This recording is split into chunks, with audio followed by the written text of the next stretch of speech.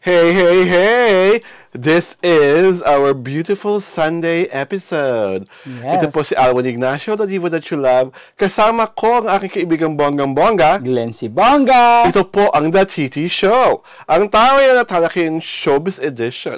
At sa aming episode 12, ang pag-uusapan namin, syempre pa, ay ang longest reigning movie queens na magpasa hanggang ngayon, aribang-ariba Correct. ang pagiging magkaribal. At sino pa ba ang pinag-uusapan natin? Kundi ang nag-iisang superstar, si Miss Nora Honor, at ang nag-iisang star for all seasons, si Miss Vilma Santos.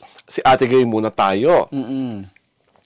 Nitong nakaraang Cinemalaya, ang restored version ng Bona 4K. 4K version ay itinanghal sa Ayala Cinemas at not one, not two, not three, but 4 cinemas Correct. na sold out ang mga Correct. ticket. Sa Cinema 2, kung saan ginagawa ang premiere night, dumating si Nora Honor, na, syempre pa, alam niyo siya si Bona. Alam mo, may iba pa, di ba? Dumating rin si Ginoong Philip Salvador, correct. na kanyang katambal sa pelikula. At dumating rin si Nang Dean Joseph, na siyang kabahid din ni Bona sa nasabing pelikula. Ito ang parang medyo marami ang nawindang at nalungkot kasi dumating ang nag-iisang superstar na nakaupo sa wheelchair.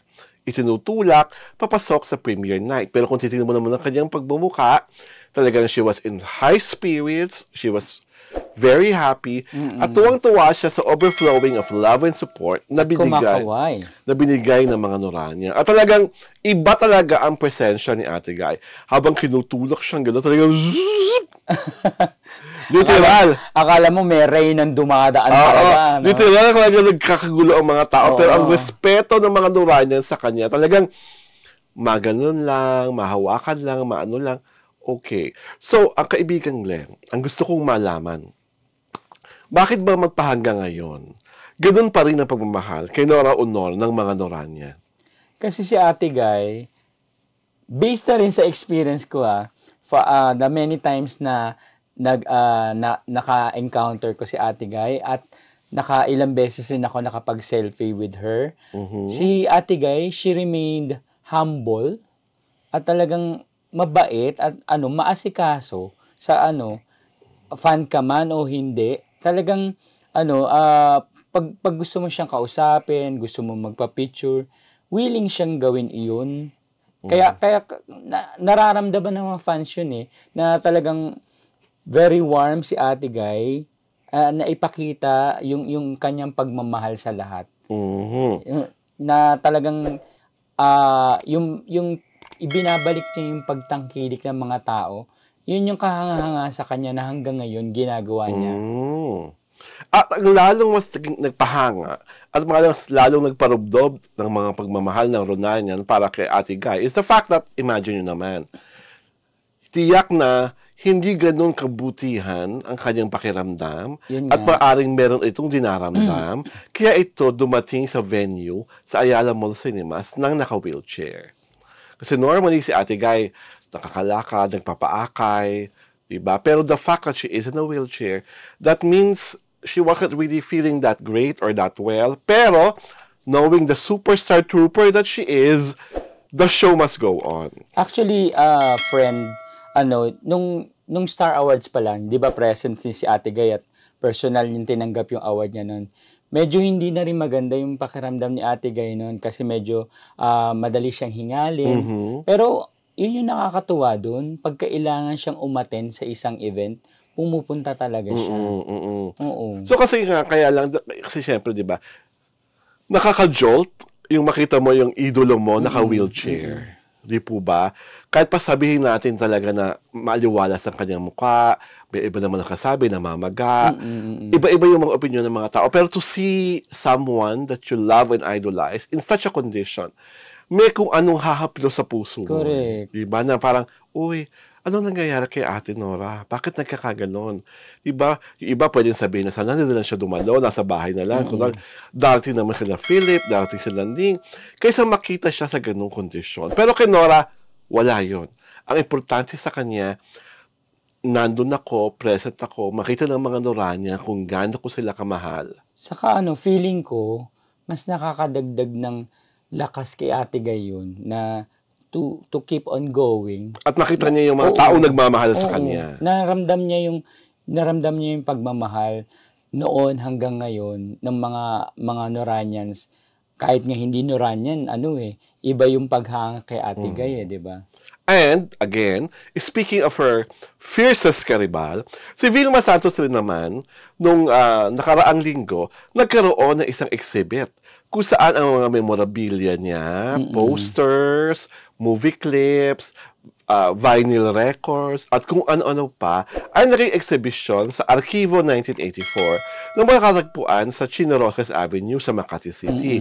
Dinalahan ito ni Ate V. Kung si Ate Guy, dumalo na naka-wheelchair, si Ate V naman, dumalo na talagang beautiful as ever. Correct.